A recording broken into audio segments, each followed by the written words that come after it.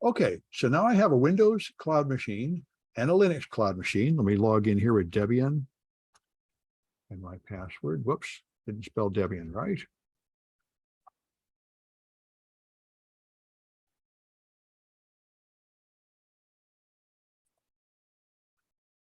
All right, and now we made a directory called Velociraptor. Oops. All right, and in here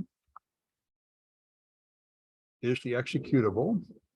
All right, so let's bring up the instructions. I'm setting up this server here, and I already did all the preparation of the config file and so on. I just need to run it with this stuff config front end -v.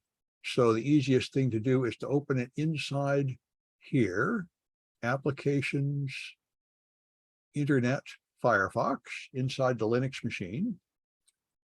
And in here, I'll find the instructions. There. So it's the Velociraptor, which is a different version, so I'm not going to copy that part. But after that, I paste in all that. So I go to my terminal and run it, and then paste in the rest of the command. All right. And there's my front end running. Okay. So the front end is here at 122.168.11, and right, that's because it's trying to open the page inside here. I don't really want to do that, so I'm not going to worry about that. Let's cancel this and close this tab here. Anyway, doesn't matter. I'm gonna leave this, there it is going. I want to open it in my Windows machine, which is here.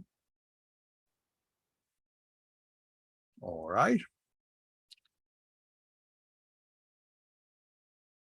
Now it's HTTPS, and it was, let's get the IP address again. Actually, tell 192.168.11.24. Okay.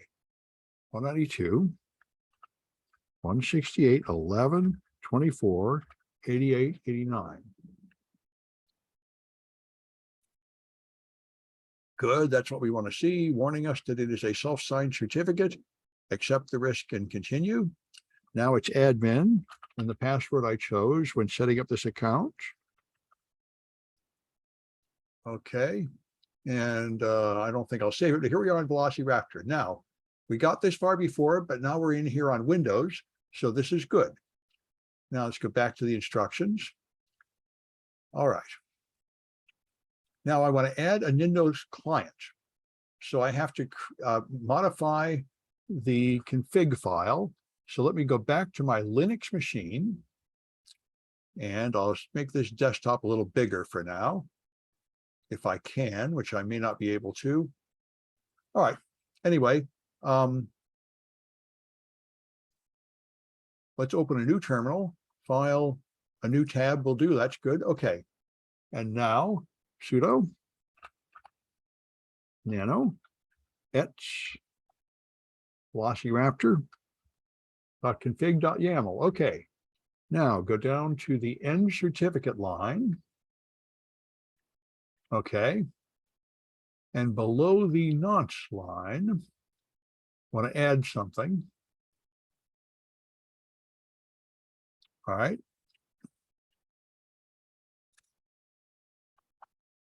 Because see, when the clients connect to the server, they're going to try to pop up an error box like the one I just bypassed in Firefox, and I don't want that happening.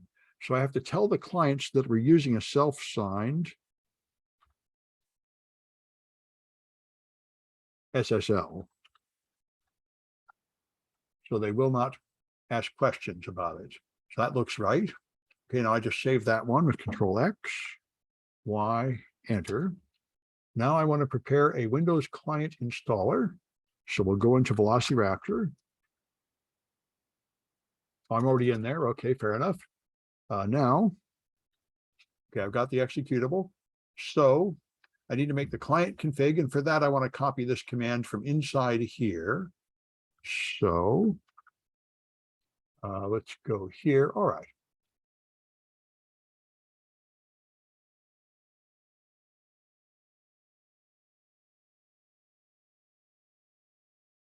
I just want to run Velociraptor, and I want to use these parameters, which will just create a client configuration. All right, so I go here and run it. And there, that'll create client config.yaml. If I do ls, there it is, the client config file. Okay, now I need to download the Windows AMD. And remember, we had a little trouble getting that URL, so I'm gonna, whoa, okay, good, it came back. So I'm going to get it here. These are the latest assets. Okay, I want the Windows executable, so I can use it to make a Windows client. And that is here, Windows AMD 64. So I right click and save, copy link. Okay, I want to wget that. Yep, okay. So I go here and I wget it. Okay, that should get me the correct latest version of the Windows client. Good. And now I want to run it with config repack and then the Windows client and client config.yaml. So I'm going to have to do a couple corrections in this command, but I'm going to copy everything other than the first one. There we are. So I copy this, go here. Now I run the Velociraptor executable and that. And now I need to fix that version window again, that here, there. It's Velociraptor 065 RC1. 5 RC1.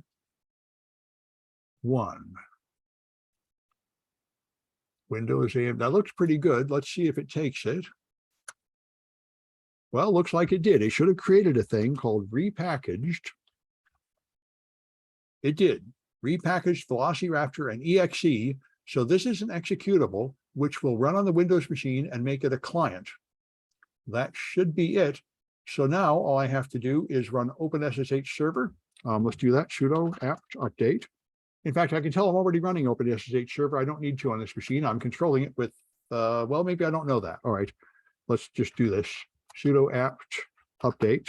I guess I'm not connecting with SSH. I'm connecting with this Proxmox GUI, whatever that is.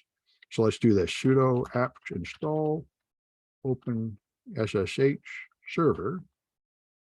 Probably going to tell me it's already there, which is good. Now let's do sudo netstat -pant to see if it's running and listening. And it is. I'm listening on port 22. Okay, so my server is running. So now I need to copy that file to my Windows machine. And the easiest way to do it is to put WinSCP on the Windows machine. So let me get my Windows desktop, should be one of these. This is it here, good. So I go to Firefox. I guess I was already there, okay. And let's go to WinSCP. I'd probably just Google for it. I just need an SCP client. That looks like it.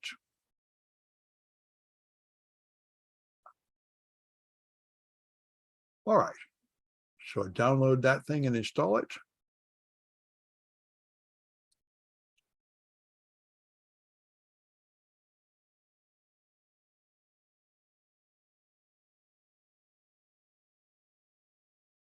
Good. I'll run the installer.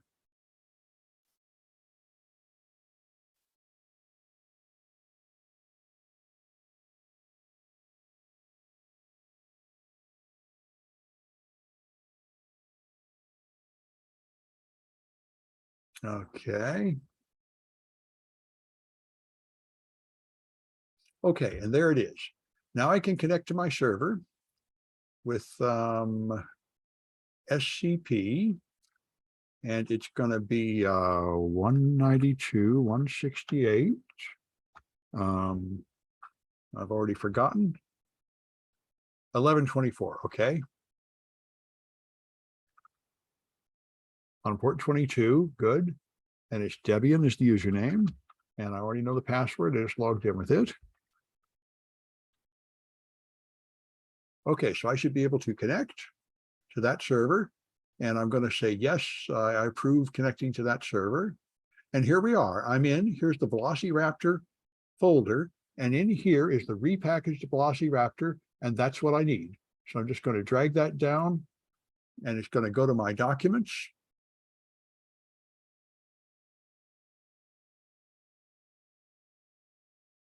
Okay, now I have that file. Now I think I just run it on the Windows client in a command line, an administrator command line, go there and run it with service install. So that's my Windows machine. I'm done with this.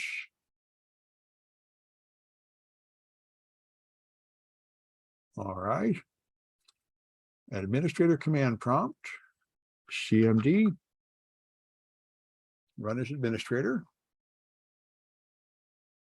Okay, now I got to get to my desktop. Wonder if that'll work. User profile.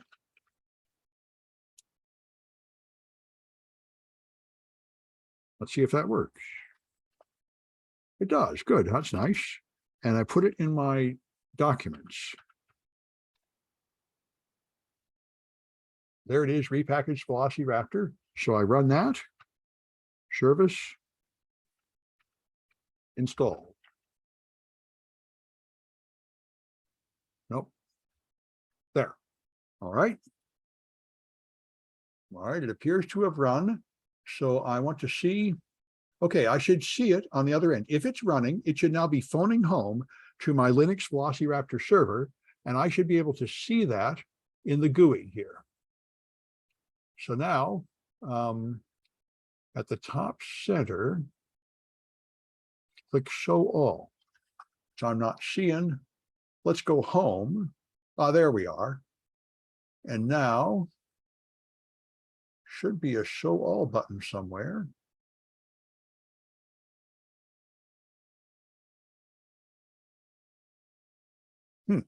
All right, this is weird.